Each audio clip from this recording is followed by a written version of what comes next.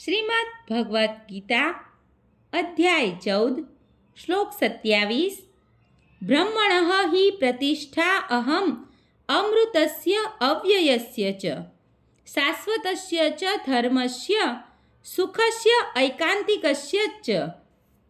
અનુવાદ: અને હું જ તે નિર્વિશેષ બ્રહ્મનો આશ્રય છું કે જે અમર્ત્ય, અવિનાશી તથા સનાતન છે અને અંતિમ સુખની સ્વાભાવિક સ્થિતિ છે.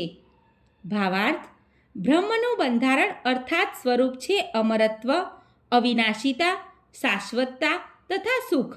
બ્રહ્મ દિવ્ય સાક્ષાત્કારનો શુભારંભ છે. પરમાત્મા આ દિવ્ય સાક્ષાત્કારની મધ્ય અથવા દ્વિતીય અવસ્થા છે અને પૂર્ણ પુરુષોત્તમ પરમેશ્વર એ પરમ સત્યના સાક્ષાત્કારનું આખરી સ્તર છે. તેથી પરમાત્મા તથા નિર્વિશેષ બ્રહ્મ બંને પરમ પુરુષમાં રહે છે. 7મા અધ્યાયમાં અગાઉ દર્શાવવામાં આવ્યું છે કે પ્રકૃતિ પરમેશ્વરની અપરાશક્તિનું પ્રગટીકરણ છે. ભગવાન આ ભૌતિક શક્તિ અર્થાત અપરાશક્તિમાં ચડિયાતી પરાશક્તિના અંશોનું ગર્ભાધાન કરે છે અને ભૌતિક પ્રકૃતિ માટે આ આધ્યાત્મિક સ્પર્શ છે. જ્યારે આ ભૌતિક પ્રકૃતિ દ્વારા બદ્ધ થયેલો જીવ આધ્યાત્મિક જ્ઞાનોપાર્જનનો પ્રારંભ કરે છે ત્યારે તે ભૌતિક જીવનની સ્થિતિમાંથી આત્મ ઉન્નતિ કરે છે અને ક્રમે ક્રમે પરમેશ્વરના બ્રહ્મભાવ સુધી ઊંચે જાય છે. બ્રહ્મભાવની પ્રાપ્તિ આત્મ સાક્ષાત્કારમાં પ્રથમ પગથિયું છે. આ તબક્કે બ્રહ્મભૂત વ્યક્તિ ભૌતિક અવસ્થાથી પર થઈ જાય છે, પરંતુ તેને બ્રહ્મ સાક્ષાત્કારમાં પૂર્ણત્વ પ્રાપ્ત થતું નથી. જો તે ઈચ્છે તો આ બ્રહ્મપદમાં રહી શકે છે અને ધીરે ધીરે પરમાત્માના સાક્ષાત્કારના સ્તર સુધી ઉન્નત થઈ શકે છે અને ત્યાર પછી પૂર્ણ પુરુષોત્તમ પરમેશ્વરનો સાક્ષાત્કાર પામી શકે છે. વૈદિક સાહિત્યમાં આના અનેક ઉદાહરણો છે. 4 કુમારો પ્રથમ નિરાકાર બ્રહ્મમાં અવસ્થિત હતા, પરંતુ ક્રમે ક્રમે તેઓ ભક્તિની ભૂમિકામાં આવી ગયા હતા. જે મનુષ્ય નિરાકાર બ્રહ્મથી ઉપર ઉન્નતિ કરી શકતો નથી તેને માટે પતન પામવાનો ભય રહે છે.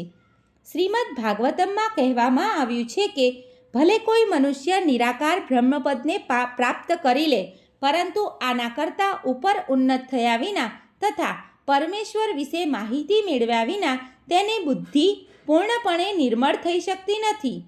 આમ બ્રહ્મપદ પામ્યા પછી પણ ભગવત ભક્તિ કરવામાં ન આવે તો તેને નીચે પડવાનો સમય આવે છે અને પતન પામવાનો ભય રહે છે. વૈદિક ભાષામાં એમ પણ કહ્યું છે કે રસો વૈ સહ રસમ હેવ્યાયમ લબ્ધવા નંદી ભવતી. જ્યારે મનુષ્ય રસનિધિ ભગવાન કૃષ્ણને જાણી લે છે ત્યારે તે વાસ્તવમાં દિવ્ય પરમ આનંદમય થઈ જાય છે. પરમેશ્વર 6 ઐશ્વર્યોથી પૂર્ણ છે અને જ્યારે ભક્ત તેમની પાસે જાય છે ત્યારે આ 6 ઐશ્વર્યોનું આદાન પ્રદાન થાય છે. રાજાનો સેવક રાજા સાથે લગભગ સમાન સ્તરે સુખ ભોગવે છે, એટલે જ શાશ્વત સુખ, અવિનાશી સુખ તથા શાશ્વત જીવન ભક્તિની સાથે જ હોય છે.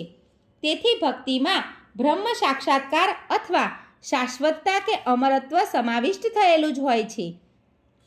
ભક્તિમાં સંલગ્ન મનુષ્યમાં આ પ્રથમથી જ પ્રાપ્ત થયેલા હોય છે. જીવ જો કે સ્વભાવથી બ્રહ્મ હોય છે, પરંતુ તેનામાં ભૌતિક જગત પર પ્રભુત્વ કરવાની ઈચ્છા રહે છે, જેના કારણે તેનું પતન થાય છે. જીવ તેની સ્વરૂપાવસ્થામાં ભૌતિક પ્રકૃતિના 3 ગુણોથી પર હોય છે, પરંતુ ભૌતિક પ્રકૃતિનો સંગ તેને પ્રકૃતિના વિવિધ ગુણો સત્વ, રજ કે તમોગુણમાં બદ્ધ કરે છે. આ 3 ગુણોના સંગને લીધે જ તે ભૌતિક જગત પર વર્ચસ્વ જમાવવાની ઈચ્છા કરે છે. પૂર્ણ કૃષ્ણ ભાવના સાથે ભક્તિભરી સેવામાં પરોવાઈ જવાથી તે તરત જ દિવ્ય અવસ્થામાં સ્થિત થાય છે અને ભૌતિક પ્રકૃતિ ઉપર નિયંત્રણ કરવાની તેની ગેરકાયદેસરની ઈચ્છા દૂર થઈ જાય છે. તેથી શાસ્ત્રોમાં વર્ણવેલી શ્રવણ, કીર્તન, સ્મરણ વગેરેથી શરૂ થતી નવધા ભક્તિની પ્રક્રિયાનું અનુસરણ ભક્તોના સંગમાં રહી કરવું જોઈએ. આવા સત્સંગથી ધીરે ધીરે આધ્યાત્મિક ગુરુની કૃપાથી મનુષ્યની ભૌતિક પ્રકૃતિને નિયંત્રણ હેઠળ લાવવાની વૃત્તિ દૂર થશે અને તે ભગવાનની દિવ્ય પ્રેમસભર સેવામાં દ્રઢતાપૂર્વક સ્થિર થશે. આ અધ્યાયના 22મા શ્લોકથી માંડીને છેલ્લા શ્લોક સુધીમાં આ પદ્ધતિની જ ભલામણ કરવામાં આવી છે. ભગવાનની ભક્તિ બહુ સરળ હોય છે. મનુષ્ય હંમેશા ભગવત સેવા પરાયણ રહેવું જોઈએ. શ્રી વિગ્રહને ધરાવેલા અન્નના શેષને પ્રસાદ તરીકે ગ્રહણ કરવો જોઈએ. ભગવાનના ચરણારવિંદમાં ચઢાવેલા પુષ્પોની સુવાસ લેવી જોઈએ. ભગવાનના પવિત્ર લીલા સ્થળોની યાત્રા કરવી જોઈએ. ભગવાનની અનેકવિધ લીલાઓ વિશે તથા ભક્તો સાથેના તેમના પ્રેમ વિનિયન વિશે વાંચવું જોઈએ. મહામંત્રના દિવ્ય ધ્વનિ હરે કૃષ્ણનો જપ અને કીર્તન સદા કરતા રહેવું જોઈએ અને ભગવાન તેમજ ભગવત ભક્તોના પ્રાગટ્ય તથા અપ્રાગટ્ય અર્થાત જયંતી તથા પુણ્યતિથિના દિવસોએ ઉપવાસ વ્રત કરવા જોઈએ. આ પદ્ધતિનું અનુસરણ કરવાથી મનુષ્ય સર્વ ભૌતિક પ્રવૃત્તિઓથી સર્વથા અનાસક્ત થઈ જાય છે. એ રીતે જે મનુષ્ય બ્રહ્મજ્યોતિમાં અથવા બ્રહ્મભાવના વિભિન્ન પ્રકારોમાં પોતાને સ્થિત કરી શકે છે તે ગુણાત્મક રીતે પૂર્ણ પુરુષોત્તમ પરમેશ્વરની સમાન થઈ જાય છે. આમ શ્રીમદ્ ભગવદ્ ગીતાના પ્રકૃતિના 3 ગુણ નામના 14મા અધ્યાય પરના ભક્તિ વેદાંત ભાવાર્થો અહીં પૂર્ણ થાય છે. સર્વે મિત્રોને દીપ્તિ જોશીના જય શ્રી કૃષ્ણ.